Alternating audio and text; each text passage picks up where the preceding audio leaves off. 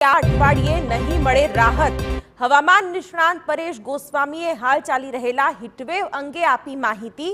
હાલ હીટવેવને કારણે સામાન્ય કરતાં 2 ડિગ્રી સેલ્સિયસ ઊંચું તાપમાન જોવા મળી રહ્યું છે। રાજ્યના કેટલાક શહેરોમાં 8 અને 9 મે દરમિયાન તાપમાનમાં જરા પણ ઘટાડો નહીં થાય।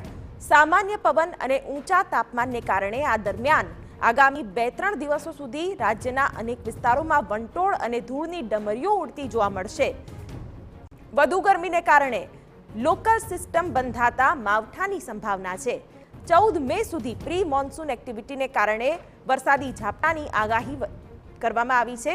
તો વધુ ગરમીને કારણે લોકલ સિસ્ટમ બંધાતા માવઠાની સંભાવના છે। 14 મે સુધી પ્રી મોન્સૂન એક્ટિવિટીને કારણે વરસાદી ઝાપટાની આગાહી કરાઈ છે। ખાસ કરીને જે આ નોર્મલ કરતા ઊંચું તાપમાન ચાલી રહ્યું છે, જેને કારણે રાજ્યના અલગ અલગ વિસ્તારોની અંદર વંટોળિયા જોવા મળશે, ધૂળભરી આંધીઓ જોવા મળશે અને આ વધારે પડતા ગરમી છે, જેને કારણે રાજ્યના અમુક વિસ્તારોની અંદર છૂટાછવાયા પ્રી મોન્સૂન એક્ટિવિટીના ઝાપટા પણ નોંધાઈ શકે છે। તો આ સાથે દેશમાં મોન્સૂન પણ સમયસર આવશે તેવા એંધાણ વર્તાઈ રહ્યા છે। નૈઋત્યનું ચોમાસું નજીક આવી રહ્યું છે। દક્ષિણ ભારતની નજીકના ટાપુઓ, અંદમાન નિકોબાર, શ્રીલંકા અને હિન્દ મહાસાગરના ટાપુઓનું તાપમાન નૈઋત્યના ચોમાસા માટે સાનુકૂળ બન્યું છે। આગામી 12 થી 13 દિવસોમાં ધીમે ધીમે ભારતની નજીકના ટાપુઓ પર ચોમાસાની એન્ટ્રી થશે તેવી શક્યતા છે।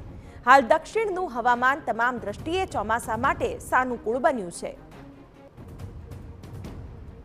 હિન્દ મહાસાગરના જે ભાગો છે, તમામ ભાગોનું જે તાપમાન છે એ નૈઋત્યના ચોમાસા માટે ફેવરેબલ બની રહ્યું છે। એટલે હવે ધીમે ધીમે ચોમાસું છે એ પણ લગભગ 12 થી 13 દિવસની અંદર ભારત નજીકના જે ટાપુઓ છે એ ટાપુઓ ઉપર 12 થી 13 દિવસની અંદર ચોમાસાની એન્ટ્રી થાય તેવી પણ શક્યતાઓ હાલ અમને દેખાઈ રહી છે। તો આ